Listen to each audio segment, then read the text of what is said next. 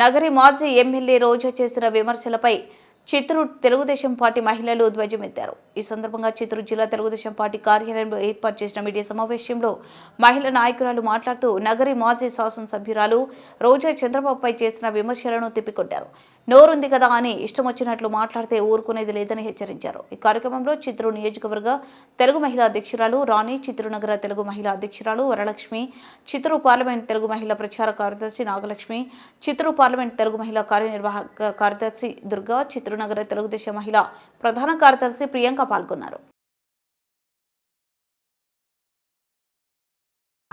నువ్వు ఏదైనా మాట్లాడేటప్పుడు వెనక ముందు చూసుకోబండ్లా. నువ్వేం చేసినావు ఒకసారి గుర్తుందా నీకు? షణ్ముఖ రెడ్డిని ఏం చేసినావు? నువ్వా ఎన్ని కేసులు పెట్టించినావా? ఎంతమందితో కొట్టించినావా స్టేషన్ ముందరే? నువ్వు అధికారులను దుర్వినియోగం చేసుకోవాలా? కాస్త మాట్లాడేటప్పుడు వెనక ముందు చూసుకొని ఆలోచించి మాట్లాడమే రోజా. మహిళా లోకమే సిగ్గుపడే ఒక మహిళ గురించి మాట్లాడాలంటేనే అసహ్యంగా ఉంది.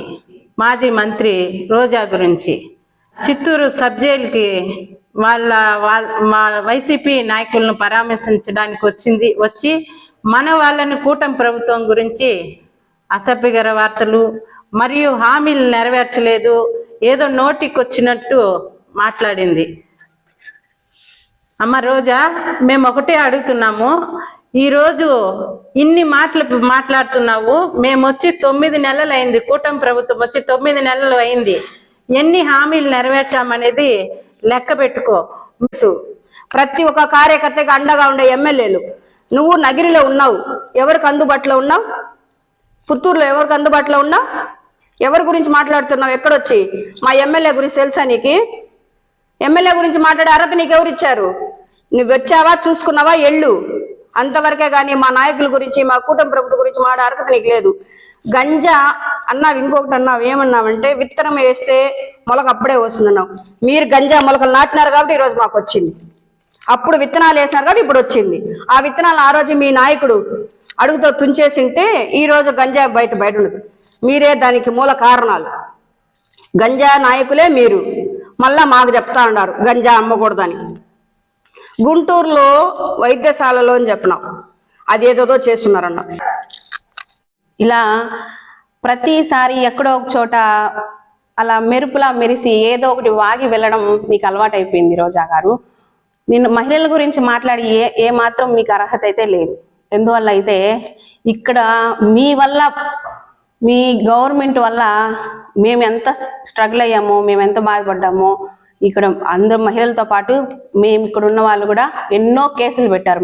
మా పైన కూడా ఎన్నో కేసులు పెట్టాడు.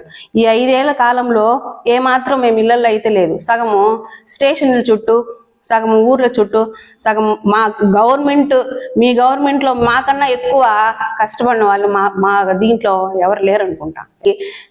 నీకు ఇంకా 1 ఇయర్ ఉంది. ఇంకా 1 ఇయర్ 2 years లో నీ భాగవతం కూడా బయటపడుతుంది. ఆ రోజు మాట్లాడతాము.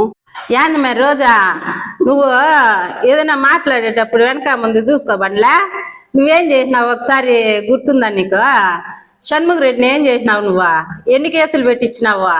ఎంతమందితో కొట్టించినావా స్టేషన్ ముందరే? నువ్వు అధికారులను దుర్వినియోగం చేసుకోవాలా? కాస్త మాట్లాడేటప్పుడు వెనక ముందు చూసుకొని ఆలోచించి మాట్లాడమే రోజా.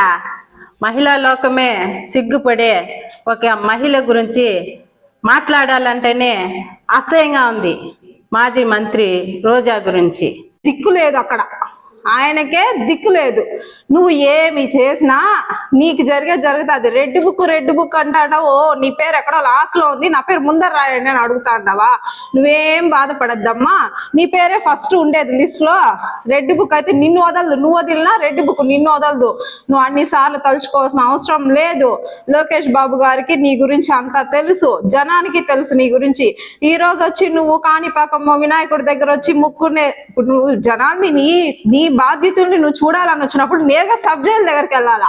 అది వదిలేసి నువ్వు కాణిపాకం ఎందుకు వచ్చినావు? ఇక్కడ కూడా నీ స్వార్థమే కనిపిస్తా ఉంది. నువ్వు కాణిపాకం వినాయకుడి దగ్గరకు వచ్చి స్వామి నన్ను కాపాడని ముక్కునేకి వచ్చి ఏదో ముక్కుబడిగా ఇంకా పోయేటప్పుడు వాళ్ళని చూసేదానికి వెళ్ళావే తప్ప ఏదో వాళ్ళ కోసం వచ్చినంత సీన్ లేదు నీకు ఇక్కడ. ఇంకొకటి ఏమంటే, నువ్వు లోకేష్ బాబు గురించి కానీ, అనితా మేడం గురించి కానీ, చంద్రబాబు నాయుడు గురించి కానీ మాట్లాడినావు అనుకో, 4 కోసేస్తాం. నీకు దమ్ము ధైర్యం ఉంటే నువ్వు ఇక్కడికి వచ్చినప్పుడు మాకు చెప్పాలా. నీకు దమ్ము ఉంటే నువ్వు పేపర్ యాడ్ ఇచ్చేసి వచ్చి ఉండాలా. ఇంతకు ముందు ఇస్తా అన్నావు కదా, ఫలానా జాగాలో నేను వస్తా అంట, ఫలానా జాగాలో టీచర్లను పెట్టండి, రోడ్లలో నిలబెడతాన్నారు కదా మీ వాళ్ళంతా టీచర్లని, అందరిని గవర్నమెంట్ ఎంప్లాయీని చెప్పులు ఎత్తించినావే నీ వాళ్ళ దగ్గర. అట్లాంటప్పుడు అందరికి చెప్తావు కదా, ఇప్పుడు కూడా చెప్పాలా. మేము ఉంటాం కదా ఇక్కడ, నేను గ్రాండ్ గా రిసీవ్ చేసుకొని ఉంటాం కదా, నీకేమేం చేయాలో చేసి పంపించుంటాం కదా. నీకు దమ్ము లేదు, ధైర్యము లేదు, మళ్ళీ ఎందుకు మాట్లాడతావు?